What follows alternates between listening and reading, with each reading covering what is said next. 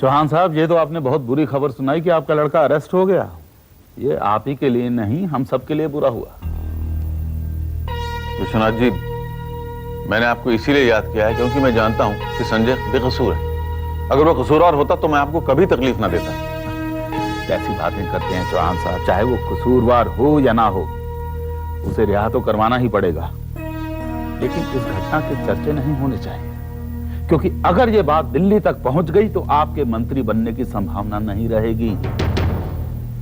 Police station का in charge कौन है? इंस्पेक्टर सिद्धांत, उसी ने अरेस्ट किया संजय को।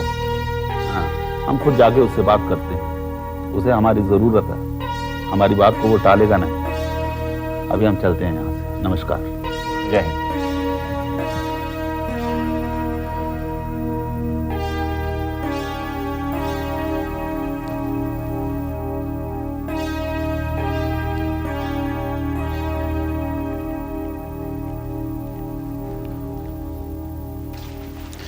किसी भी तरह इस मामले को दबा दीजिए। लड़का बेकसूर है, खामखा चौहान साहब की बदनामी होगी। उनकी बदनामी होगी इसलिए केस को दबा दूं? ये आप कैसी बातें कर रहे हैं विश्वनाथ जी? इनके खिलाफ केस रजिस्टर कर लिया गया है, जो फैसला होगा अदालत में होगा। अरे तो रजिस्टर के पन्ने फाड़ दीजिए, एंट्री मिटा दीजिए। देखिए, अदालत के बजाय अगर आप खुद फैसला करेंगे तो आप फायदे में रहेंगे। वो कैसे? आप अपना ट्रांसफर रुकवाना चाहते हैं? आप संजय को रिहा कर दीजिए, आपका काम हो गया। सौदा कर रहे हैं अपने साथ? देखिए विश्वनाथ जी, मैं आपके पास अपना ट्रांसफर रुकवाने जरूर आया था, लेकिन जुर्म को बढ़ावा देने नहीं, जुर्म को रोकने के लिए। इंस्पेक्टर साहब, बड़ी मछलियों को पकड़ने के लिए छोटी मछलियों को नजरअंदाज करना पड़ता है। आप सहगल साहब को सजा दिलवाना चाहते हैं तो सजा दिलवाइए, इस बच्चे के पीछे क्यों पड़े?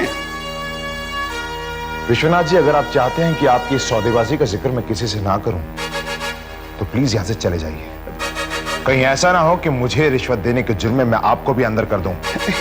ये आप क्या कह रहे हैं? भला मैंने आपको कब रिश्वत दी? ये सौदेबाजी की रिश्वत नहीं तो फिर और क्या है? जाइए आप यहां से, प्लीज जाइए। जा रहा हूं, लेकिन एक बात याद रखना, आइंदा हमारे पास किसी काम के लिए मत आना। इत्मीनान रखिए आप, एक गलती जो मैं पहले कर चुका हूं उसे दोबारा नहीं करूंगा। जय हिंद। ठीक है, ठीक है।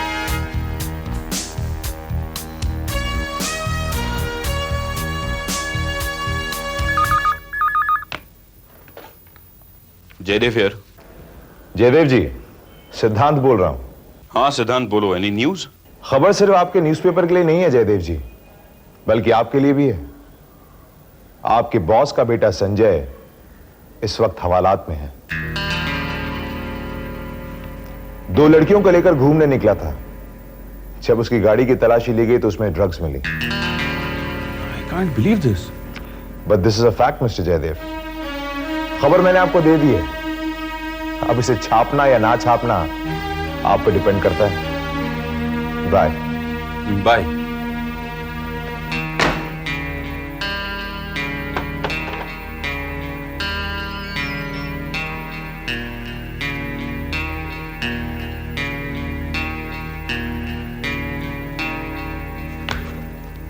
हर जगह कोशिश करके देख ली, लेकिन संजय की रिहाई के कोई आसार ही नजर नहीं आ रहे हैं।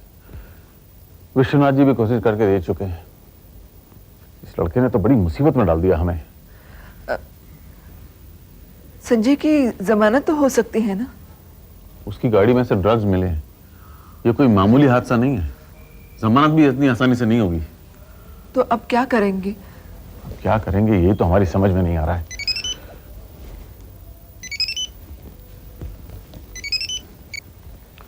हेलो।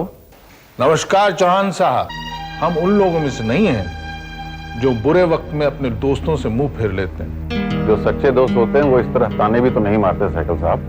भाई, हमारा सच कहना आपको बुरा लगा हो तो हम माफी चाहते हैं, लेकिन हमारा यकीन मानिए, हम वाकई आपकी मदद करना चाहते हैं। संजय सिर्फ आपका बेटा ही नहीं, हमारा बेटा भी है। अब वो हवालात में बंद हो तो हम भी बर्दाश्त नहीं कर सकते। हम वाकई उसकी रिहाई के लिए कोशिश करना चाहते हैं चौहान साहब। थैंक यू साइकिल साहब, अगर जरूरत पड़ी तो मैं आपको जरूर बताऊंगा। वैसे फोन करने के लिए शुक्रिया। फोन करने की एक और वजह भी थी चौहान साहब, हम आपको मुबारकबाद देना चाहते थे। मुबारकबाद? वो किस लिए? भाई वो इसलिए कि आपने साबित कर दिया है कि आप वाकई उसूल पसंद इंसान हैं। आपका अपना बेटा अरेस्ट हुआ और आपने ये खबर अपने अखबार में छपवा दी। मेरे अखबार में? जी हाँ चौहान साहब, वहीं से तो हमें पता चला और ये जानकर खुशी भी हुई कि आप सबको एक नजर से देखते हैं, चाहे वो आपका दोस्त हो या बेटा, किसी के लिए कोई रियायत नहीं। भाई वाह, आई एम रियली इम्प्रेस्ड। अच्छा चलिए, मुलाकात होती है, अगर कोई जरूरत हो तो बिना झिझक चले आइए। जी। क्या कह रहे थे वो? मेरे दोस्त होने का दावा कर रहे थे और मेरी मदद करना चाह रहे थे, और जब खुद अपने ही दुश्मन हो जाएं तो उससे ज्यादा दुख की बात और कोई नहीं हो सकती। आप किसके बारे में बात कर रहे हैं? जयदेव के बारे में। और किसके बारे में? अरे संजय की गिरफ्तारी की बात उसी ने छापी है। सुकन्या, मैं अभी भी दफ्तर जाऊंगा। इनफ इज इनफ, बहुत बर्दाश्त कर लिया मैंने इसे।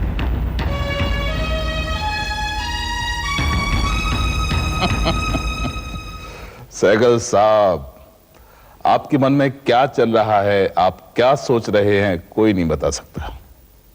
कभी आप चौहान साहब को दुश्मन कहते हैं अपना, और कभी उनके दोस्त बनकर मदद के लिए राजी हो जाते।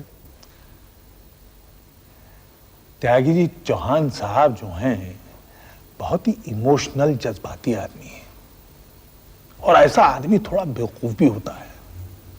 फौरन किसी से बदगुमान हो जाता है और भरोसा भी कर लेता है। अगर हम संजय को रिहा करवा देते हैं तो जिंदगी भर हमारे इस एहसान तले दबे रहेंगे वो। आप उसे कैसे रिहा करवाएंगे? भाई हम अकेले थोड़ी कर पाएंगे, आप हमारी मदद करेंगे। मैं मदद करूंगा? वो कैसे? इंस्पेक्टर सिद्धांत को गलत साबित करके। भाई संजय को इसी इल्जाम में गिरफ्तार किया गया है ना कि उसकी गाड़ी में ड्रग्स रखे हुए थे। अगर उन पैकेट्स में ड्रग्स की बजाय कुछ और रखा हो तब तो कोई इल्जाम नहीं लगेगा ना। ये कैसे मुमकिन है? त्यागी जी, इतनी छोटी सी बात नहीं समझ रहे आप? भाई उन पैकेट्स को नारकोटिक सेल में जमा किया गया है। अगर वो पैकेट्स आप वहां से हटवा दें तो सबूत ही नहीं रहेगा, तो फिर इल्जाम कैसा? बड़ा मुश्किल काम है। नहीं त्यागी जी, आपके लिए मुश्किल नहीं, करवा दीजिए। चौहान साहब मंत्री बन गए तो सिर्फ हमारे नहीं, आपके भी बहुत काम आएंगे। मैं कोशिश करूंगा। बस इतना कहना काफी है। आपने कहा कि कोशिश करेंगे, इसका मतलब काम हो गया।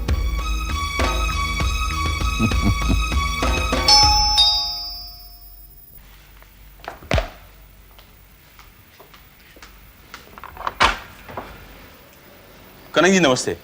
नमस्ते। आज इतने फॉर्मल नमस्ते क्यों?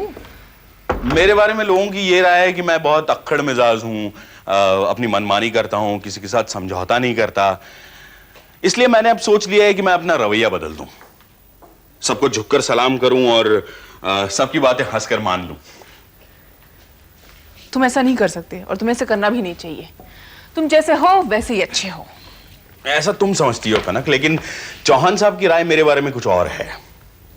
अगर वो भी मुझे उतना ही सही समझते जितना तुम समझती हो तो मुझे नौकरी से नहीं निकालते। तुम्हें नौकरी से निकाल दिया? हाँ, और इस बार तो रिजाइन करने का भी मौका नहीं दिया। गुस्से में कहा गेट आउट। मैं चला है।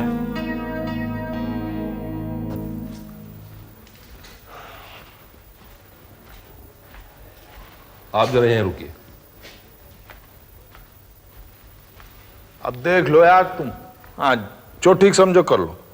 भाई जी, वो पत्रकार आया है, का नाम उनका जयदेव, आपसे मिलना चाहता है। बुलाओ भाई।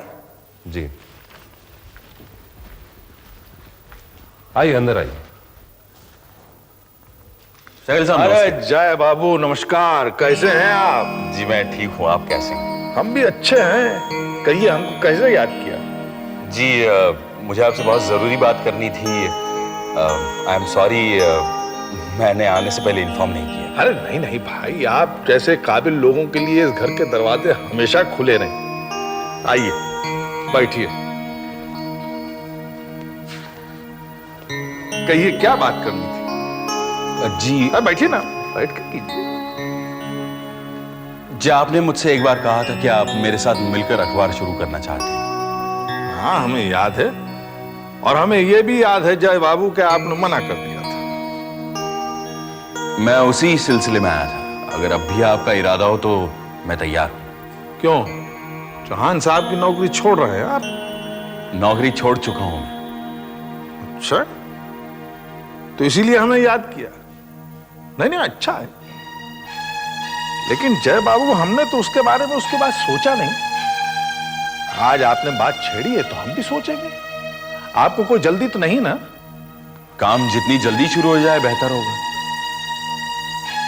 ठीक है, हमें भी कोई एतराज नहीं, जल्दी शुरू कर देंगे। पर काम तो उन्हीं शर्तों पर होगा जो पहले तय हो चुकी हैं। कौन सी शर्तें? जय बाबू अब घबरा बहुत जल्दी जाते हैं। भाई हमारा मतलब यह है कि पैसा हम लगाएंगे, मुनाफा आधा आधा बांट लेंगे। आप बस इतना ध्यान रखिए कि अखबार चलता रहे और मुनाफा होता रहे। सहगल साहब, आपको भी मेरी एक शर्त माननी पड़ेगी। कहिए। अखबार की पॉलिसी मैं तय करूंगा, उसमें आप दखल अंदाजी नहीं करेंगे। देखिए जय बाबू, अगर आपकी पॉलिसीज की वजह से अखबार को नुकसान हुआ तो हम दखल जरूर देंगे। बुरा ना मानिए जय बाबू, आप पत्रकार हैं, आप लोग दिल से सोचते हैं, दिमाग से नहीं। लेकिन बिजनेस को चलाने के लिए दिमाग से सोचना पड़ता है। भाई हमें आपकी सारी बातें मंजूर हैं, आपको भी तो हमारी शर्तें मंजूर होनी चाहिए। थोड़ा हम आगे बढ़ते हैं, थोड़ा आप आगे बढ़िए, तभी तो एक दूसरे के इतना करीब आएंगे कि हाथ मिला सकेंगे। हाँ, ये हुई ना बात।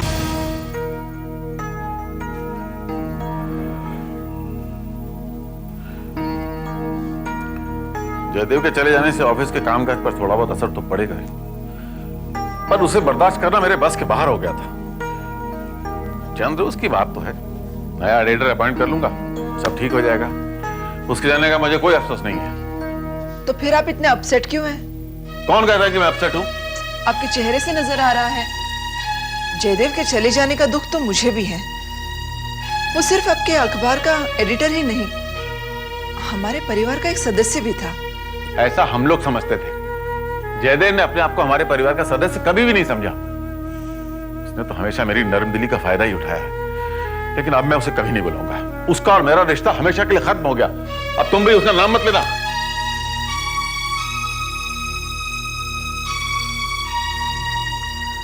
कमिश्नर साहब, त्यागी जी, क्या हम अंदर आ सकते हैं? आइए आइए सहगल साहब, आप आज फिर मुझे कमिश्नर साहब कहकर पुकार रहे हैं। इसका मतलब है कि आप सिर्फ मुझसे मिलने नहीं आए, जरूर किसी मकसद से आए। भाई त्यागी जी, अगर मकसद ना हो जिंदगी में तो जीना किस काम का? भाई हम तो साथ बात करते हैं।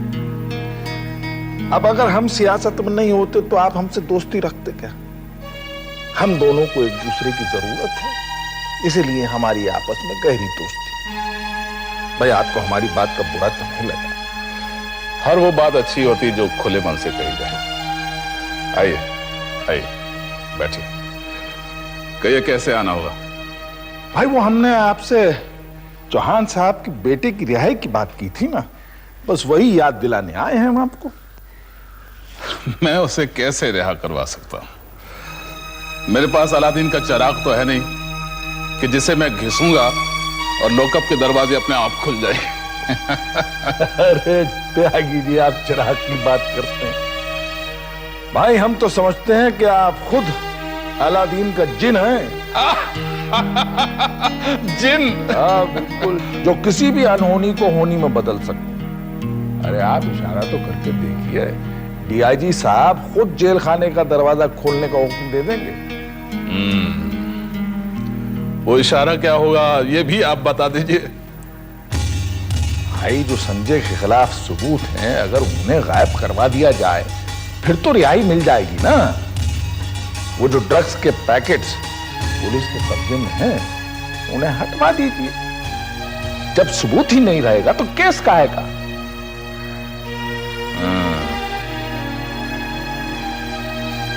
ये तो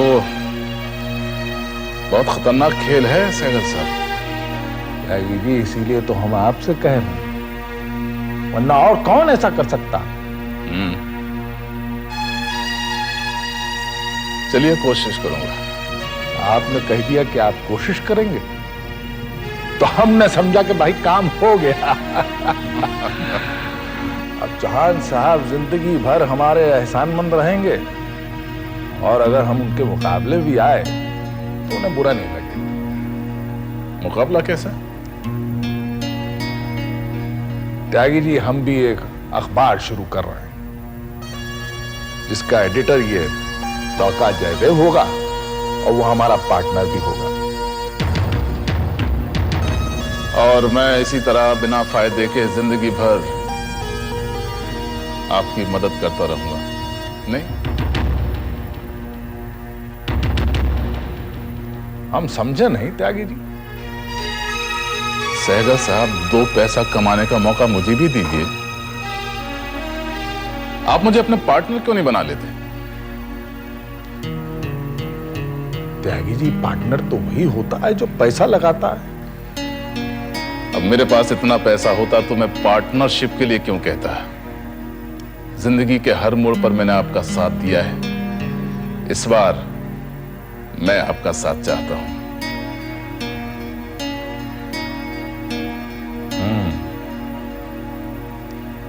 ठीक है त्यागी जी, हम सोचेंगे। जरा जल्दी सोचिएगा।